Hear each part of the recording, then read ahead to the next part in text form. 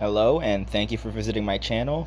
These are the 77th Hunger Games, a continuation from my 76 that are also on my channel. Please watch that before you watch this so you know what happened right before this. Please leave a like and subscribe, and thanks for checking it out. I wrote this myself and with my friend Neil, so thank you. Have a good day. Please enjoy the video, and let's get into it. One more thing before I begin. On the left side of your screen, you will see the victory poster for victor of the 76th Hunger Games, Maple Pine. This was done by a friend of mine on Discord, Tofurkle, so big shout out to her, and now let's begin. As last year's victor, and the first of the new age of victors, Maple went to each district to conduct the reapings. For District 12 through 3, not much happened past what you would expect, except for in 7, where the male tribute, Mahogany, who was the same age as Maple, began to flirt with her on stage. Maple later arrived in District 2 to watch their reaping games. There were a decent amount of volunteers this year, with 17 volunteers, 8 males and 9 females. All 17 volunteers were put into a large pit to fight it out for the tribute nominations. One very good alliance in these games was that of the 17-year-old Dalton Twins. They had great physical strength and showed no fear towards causing pain or receiving it. The Dalton family was known to be one of the lower-class families in the district because they had been supporters of the rebellion and never even had a volunteer for the games. But the twins set out to change their family's fortunes. Lazaria had decided to knock out her opponents and point out parts of their bodies she would cut off if they were in the actual games. Her brother Lamarcus used brute strength to overpower those he faced, simply kicking them down and holding them there while using his free hand to rip their bracelets. The reaping games this year lasted only 30 minutes, with the Dalton twins easily securing the nomination. After being raised from the pit, they cleaned themselves up and shook hands with this year's victor, Maple Pine, before going into the Justice Building to meet with their family. The twins were allowed to meet in the same room due to their visitors being the same. Their parents and many aunts and uncles had been executed after the failed rebellion. This only left this generation of Daltons, so the twins were visited by quite a few of their cousins, one of which was their cousin Aeneas. He was a frail boy and just an overall weakling. He was scared of his own shadow and wished his cousins luck before taking out a bottle of milk in a sippy cup and drinking it. As he left the room, he saw a fly and fainted, so he had to be dragged out of the room by peacekeepers. The twins looked at their cousin in disgust, with Lazaria exclaiming, "How can we be related to that thing?" before they left for the train. As Lazaria and Lamarcus got onto the train for the short ride to the capital, they met their mentors, Inabaria Golding and Artemis Dang, victors of the 62nd and 73rd Hunger Games. They introduced themselves and quickly discussed the tributes that had already been reaped. Lazaria said she called the pair from 5, and Lamarcus said he would aim for the tributes from 9 in the bloodbath. Inabaria said they might want to aim for the tributes from 4 as well. The twins accepted this, and soon after they arrived in the capital. When they got off the train, Lamarcus and Lazaria were instantly favorites by the people of the capital. They took photos for a long time before Artemis told them to move along, and they were taken in a limousine to the Tribute Accommodation Building. The tributes met with their stylist, Juno Whimsywick, shortly after arriving. He said he wanted to dress them in peacekeeper uniforms that came off to reveal golden togas underneath. Lazaria and Artemis excitedly nodded and listened to what he was saying. However, Inabaria and Lamarcus were uninterested and instead watched District 1's talent displays on Capitol Television. When Maple arrived in District 1, she was quickly taken to the stage and given a seat next to the district's mayor to watch the reaping ceremony. There were a total of 5 volunteers this year, 2 females and 3 males. First was the talent display, and the females went first. Shine Harris went first and showed her skills with knives, throwing them at vital organs on a training dummy. Next was Sapphire Charmuse, who demonstrated her agility with a display in which she dodged tennis balls being fired at her. This garnered much applause from the audience. Due to the lack of female volunteers, no one was voted out for the first round, but a vote was still held, which saw Sapphire having a close lead with 61% of the vote. Next was the debate, where the two girls argued about how the district's previous tribute, Ruby, could have avoided death in the 76th Hunger Games. Shine went first, claiming that if Ruby had attacked Arnold first and not let emotion get in her way, she could have easily taken on Sage afterwards. Sapphire rebutted that either way, Ruby would be at a disadvantage against two people, especially since she was being arrogant. She then continued to say that Ruby had a chance to kill Arnold and move on, but she got too cocky and allowed Arnold to take the fight to his strength, which ultimately caused her death. The audience voted in a landslide. 18-year-old Sapphire Charmuse won the title of Female Tribute for District 1. Next were the males, who all decided to show off their strength as their talent, leading to a rather uninteresting talent showcase, but saw 17-year-old Bronze Hark eliminated, and 18-year-olds Saffron Matt and Tarragon Jones advanced to the debate round. The debate was boring, as it was clear that neither Saffron nor Tarragon knew what to say to the question of how previous tribute for their district, Emerald, could have avoided death, as it was a seemingly unanswerable question. So the citizens just voted for who they thought was more handsome, and Saffron Matt won the vote with 89% of the votes. This meant that 18-year-olds Sapphire Charmuse and Saffron Matt were the winners of District 1's tribute nominations. They were then taken to meet with their families. Sapphire met with her mother and younger sister. They congratulated her and hugged her. Sapphire said she would win and bring glory back to the Charmuse name. Her mother told her she had no doubt. Sapphire attended the academies on scholarship because her family was relatively poor because of the passing of her father, who had owned a mine in the district. After he passed, the family lost the mine because they didn't know how to run the business. Sapphire told her family that she wasn't just doing this for the glory, but was also doing it so they could have a better life, and that she would miss them while she was gone, but she had to do this. Then her mother and sister were escorted out of the room. Meanwhile, Saffron met with his parents and older brother, Cinnamon, who lost last year's nomination to Emerald. His brother told him to show why the Matts deserved to be in this thing. His parents brought out a bottle of champagne and poured 4 glasses. They all toasted and drank to celebrate Saffron's nomination. After this, both Saffron and Sapphire were taken to the train station and boarded the train to the capital. When entering the train carriage, the pair introduced themselves to each other and congratulated each other on winning the tribute nominations. Saffron and Sapphire made small talk as they waited for their mentors to enter. Soon after, the pair's mentors, Emerald Revolta and Augustus Braun, victors of the 34th and 67th games, entered the carriage. Immediately, the tributes and mentors introduced themselves to each other, and the mentors congratulated their mentees on their success in securing the tribute nominations. They then discussed strategy, and Emerald reminded the pair to keep an eye on the twos and to be prepared to fight them at any moment. The pair agreed, and Augustus said to also watch for the outliers in training, because even though a competitor may seem weak at first, once in the arena, they may turn out to be much stronger. The pair then rested and waited for the train to arrive in the capital. After arriving in the capital, the pair exited the train and immediately began conversing with the crowd and taking pictures. Saffron showed off his muscles and lifted members of the crowd with one arm, making him the favorite of the two. To the disappointment of the crowd, the pair had to leave the station and entered their limousine, which brought them to their suite in the Tribute Accommodation Tower.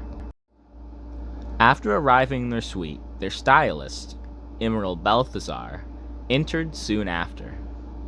After greeting his tributes, he proposed his plan to dress his tributes in silk garments decorated in colorful jewels, arranged in cool to warm colors, with the cool colors starting at the feet and fading to warmer colors the higher up they got. Both tributes loved this design, and after taking their vital measurements, Emerald wished the tributes luck and left the suite. After that, the tributes sat down to eat with their mentors and began to analyze the previous reapings. They first took a look at what was to be the other half of the career pack, Lamarcus and Lazaria Dalton. Immediately, the pair were intimidated by the strength and brutality shown by these tributes. But Augustus quickly reminded the pair that since they were twins, they may be too focused on protecting one another, which could be their weakness. Augustus said to keep that in mind when it is time for the pack to split. The pair agreed, and they went through the reapings for the rest of the districts. After this, they went to bed in order to prepare for the parade the following day. The parade this year was rather mundane compared to the events of the last, but brought a return to form in the eyes of many capital citizens. District 1's chariot rolled down first, and many in the capital jeered at the design.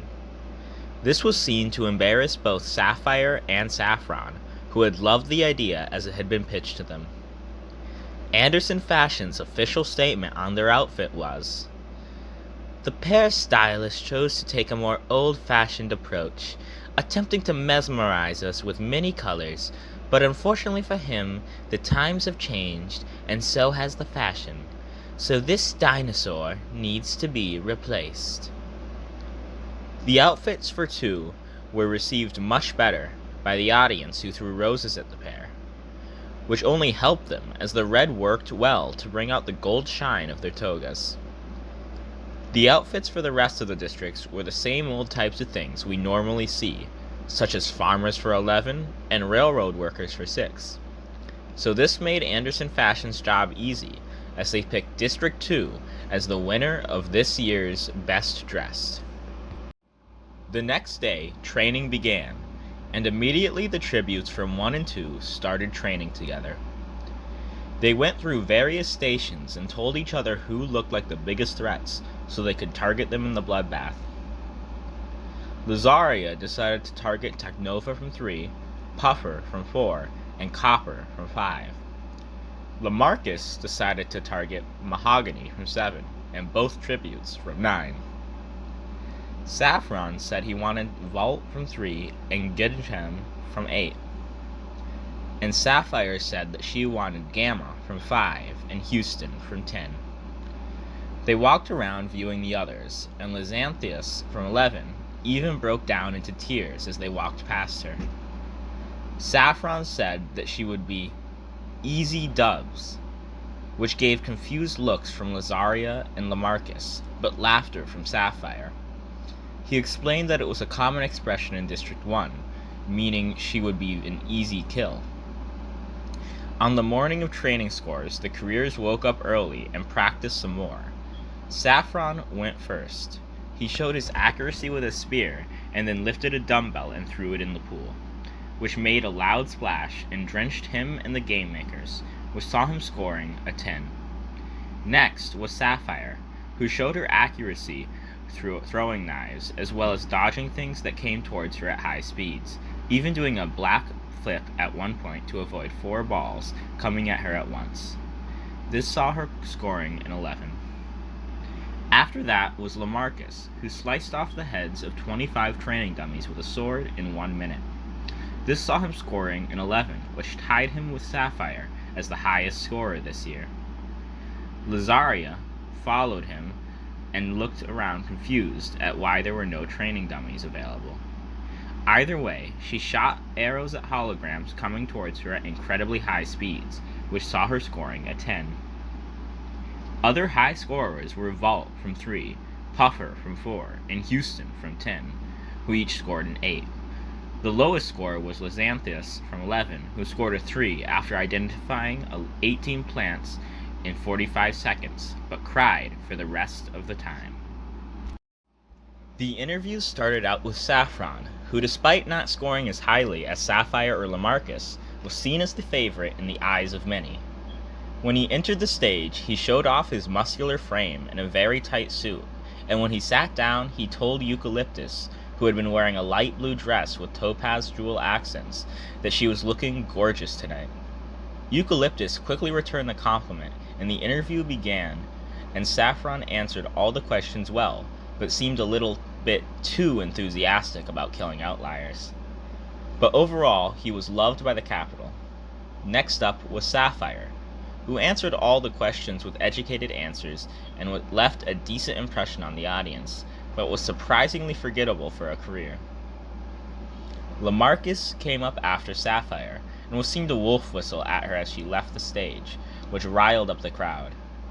He gave good answers to questions and continually cracked jokes, which made the capital love him even more. As he left the stage, his sister, Lazara Dalton, entered the stage, and she gave good answers until she was asked what she would do if her and her brother were the last two left. She froze up after that question and was only able to mutter the words, "I don't know." Although usually this would have been viewed as weak for a career to be unsure of killing, the audience showed sympathy and gave her claps, and many cheering her on, giving her words of encouragement. This helped to make the capital feel closer to her. The interviews for District 3 through 12 were not too interesting, but were what you would expect from these districts, besides from maybe Houston from 10, who seemed to be trying to complement the careers in an ill-advised attempt to form an alliance. The interviews closed out with the interview of head game maker Morris, who was cheered as she entered the stage.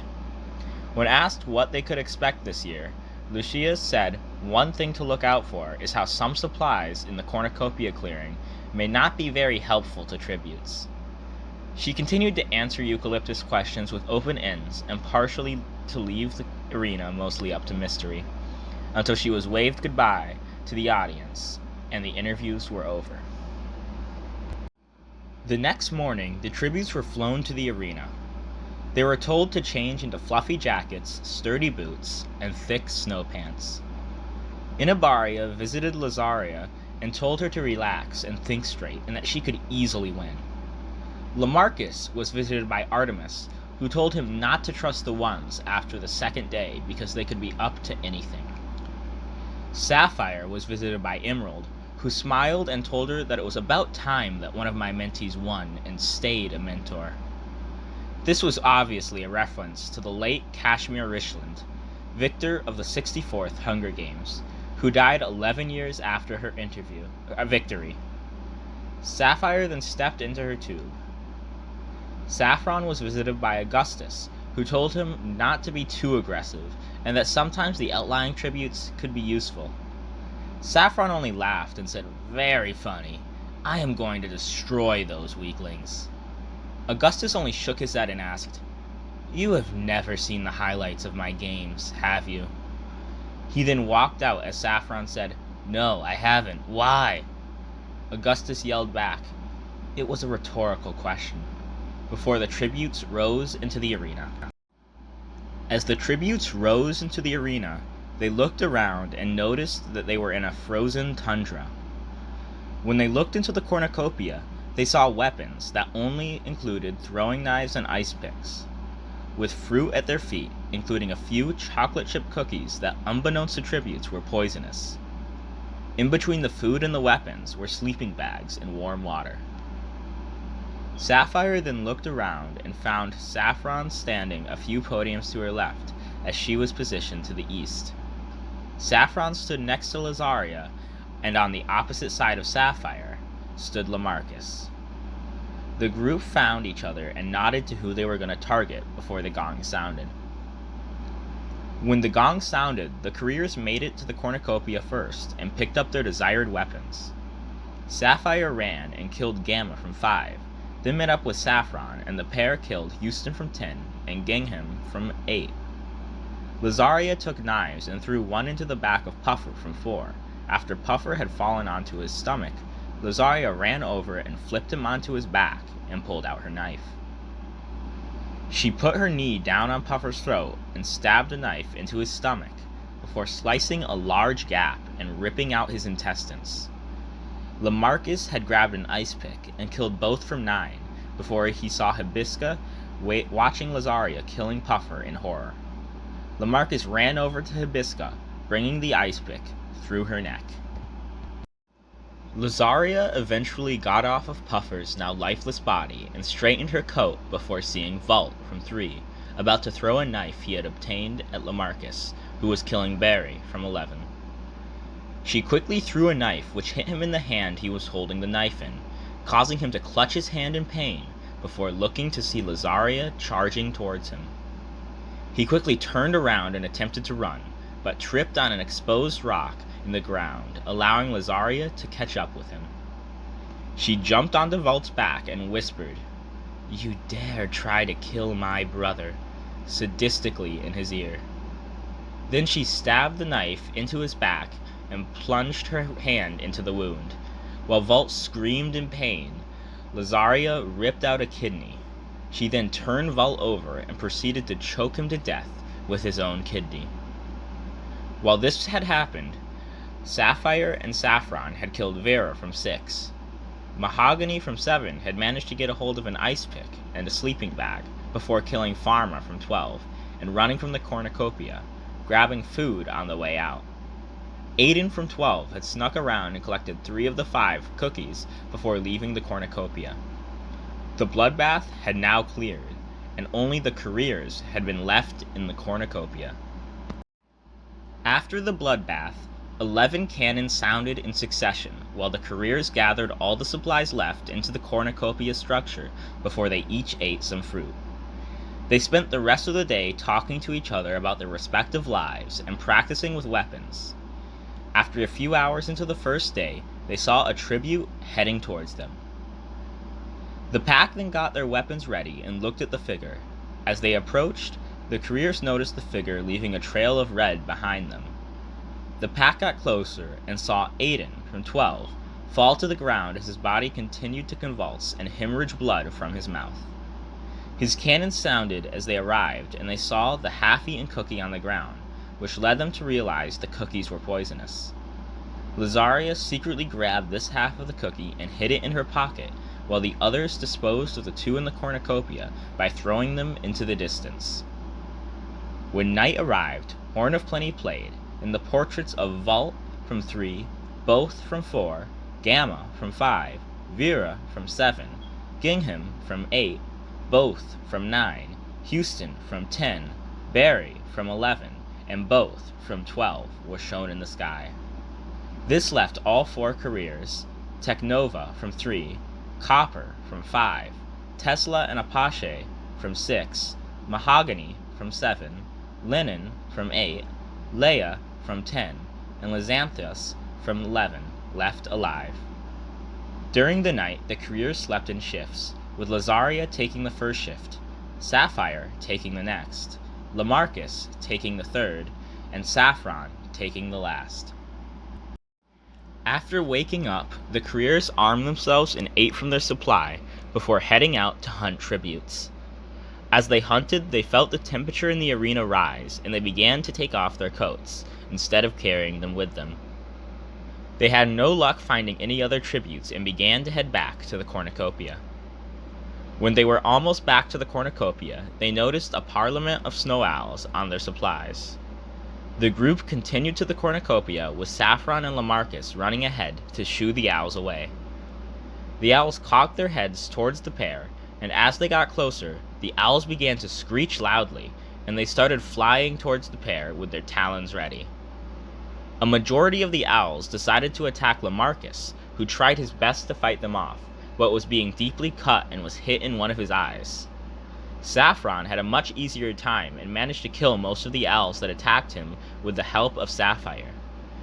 Lazaria had run to the aid of her brother, but was too late, as the owls brutally clawed out his eyes and slashed his throat, causing his cannon to sound. Lazaria, filled with rage, then began to brutally kill the owls with any method possible, and managed to slaughter most of them before the others flew away. After the owls were gone, Lazaria cried for hours, whilst Sapphire attempted to comfort her, and Saffron kept watch. During this time, another cannon sounded, and it was shown to viewers to be that of Linen from 8, after he had been attacked by a snow leopard. As night arrived, the temperature fell sharply, and Horn of Plenty played. The portraits of Lamarcus from 2 and Linen from 8 were shown. During the night, Saffron suggested to Sapphire that they kill Lazaria, but Sapphire told him no, stating he should be more sympathetic because she just lost her brother. During the night, though, Lazaria chose to leave because she had overheard the conversation. The next day, Sapphire woke up Saffron after she saw many supplies missing along with Lazaria. Saffron yelled in rage, saying, "You should have just let me kill her." Sapphire told him to shut up, and it's too late now, but that they should look for her because she is their biggest threat. The pair headed out, following footprints in the snow, until they heard someone moaning loudly for help. Lazaria hadn't slept at all that night, and was just walking around aimlessly. As she was walking early in the morning, she found Mahogany sleeping. She took off one of her socks and stuffed it into his mouth while he was still sleeping. She pinned her knee on his neck so he couldn't move away, and he awoke from the pain in his neck. As he squirmed, she just applied more pressure to his neck and told him to stop or it would just be worse. Lazaria then cut off his shirt and began to carve something into his chest with the knife. His screams were muffled by the sock in his mouth, and viewers could now see that she had carved the names of Sapphire and Saffron into Mahogany's chest and put crosses through them. After this, she cut the tendons in both his knees to prevent him from moving, and left the area. Saffron and Sapphire moved towards the moans and found Mahogany laying in a slushy of his own blood and snow, while barely conscious. Even Saffron was in horror of what he saw carved into Mahogany's chest. Sapphire decided to put Mahogany out of his misery by stabbing him through the head, sounding his cannon. Sapphire afterwards vomited in disgust, before apologizing to Saffron for not listening to him before, and declared Lazaria to be a complete psychopath. The pair continued to look for Lazaria, but with no success, before deciding to set up camp as the day ended. Horn of Plenty played, and the portraits of Mahogany from 7 was the only one shown, before head game maker Morris announced an event would be held first thing tomorrow morning, and congratulated the remaining tributes on making it this far. All tributes were awoken early when game makers announced that they had 10 minutes to make it to the cornucopia or else they would be scorned by an ultraviolet ray. Lazaria immediately got up and ran to the cornucopia. Realizing she was the first one there, she ran and grabbed a bottle labeled Super Strength Sun Protection and began to leave the clearing. As she was leaving, she spotted both Sapphire and Saffron entering the clearing.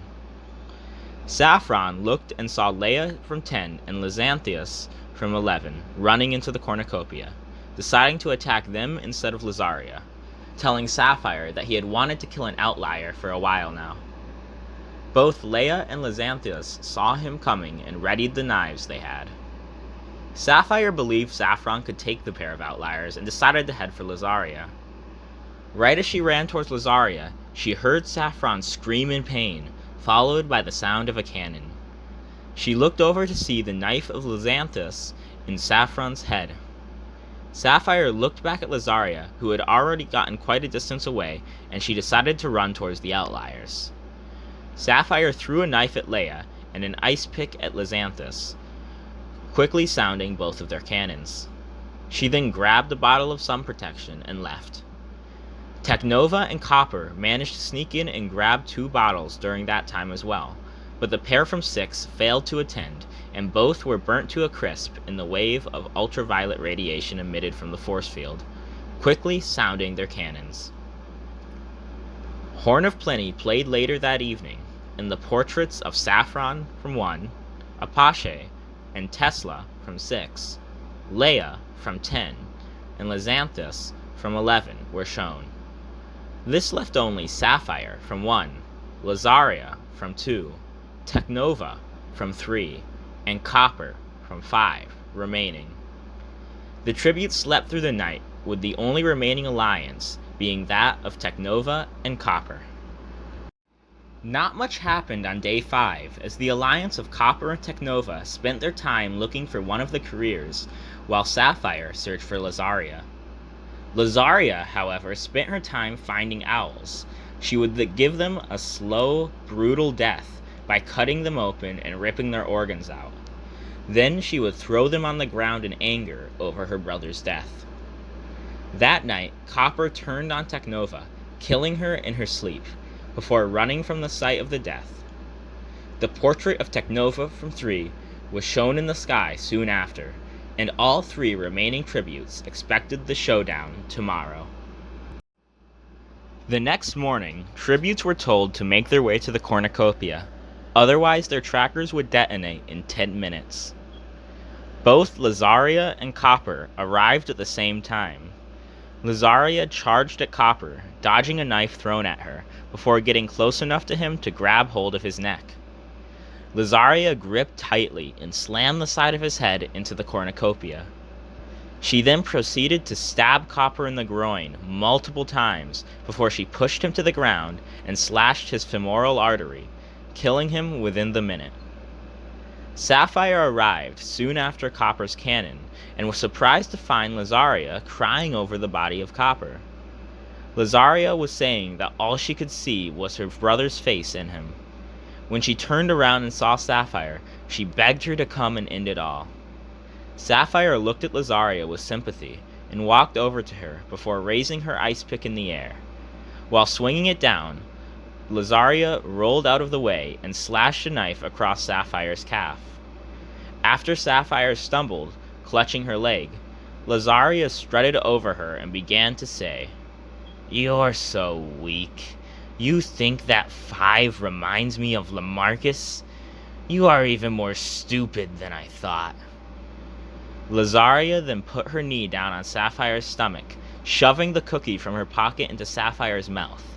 She then forced the cookie down Sapphire's throat with her knife, causing Sapphire to swallow a mix of cookie and her own blood. Lazaria got off of Sapphire and watched as her body convulsed as blood exited from her mouth, nose, and eyes before her cannon sounded.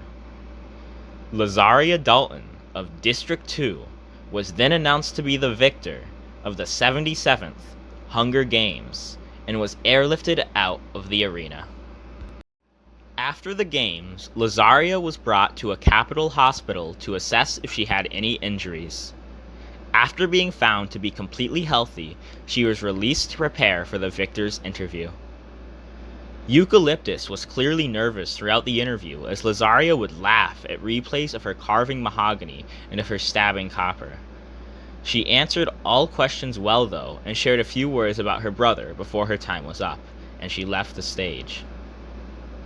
Next was the interview of head game maker Morris, who immediately was told by Eucalyptus, "You sure don't disappoint."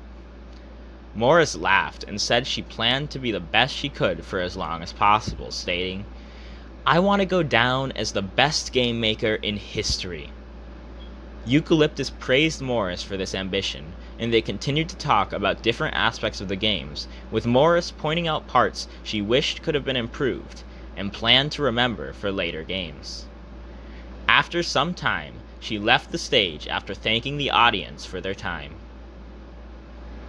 After returning home to District 2, Lazaria began teaching deception at the training academy, and housed many of her cousins in her home at Victor's Village, even the little runt Ineas. She also took over for her mentor, Inibaria Golding, as District 2's female mentor. After these games, it was revealed to the districts and the capital that the reason District 13 was not participating in the Hunger Games was because they had signed a deal with the capital that they would send a certain number of people per year to become AVOXs instead of having to participate in the games. This deal was made between President Coriolanus Snow and Alma Coin shortly before the reapings for the 76th Hunger Games. There was an election in District 13 of whether the citizens would vote on what they preferred. They agreed that for 7 years the deal would stand before another vote was held. But after Arabella Snow took over the country in '83, the citizens of 13 agreed to the games, and they started participating from then on. Thank you all for watching. Please leave a like and subscribe, and also on your screen you'll see the Victor poster for Lazaria Dalton. This was done also by Tofurkle, like the other one was, someone I know on Discord, so big shout out to them. And thanks again to Neil for helping me write these. And I plan on getting 78 out within the next 2 weeks. 1 to 2 weeks I should have it out. So again, thank you for watching. Please leave a like if you liked it, and subscribe if you want to see more. And thank you so much. Have a good day, and bye.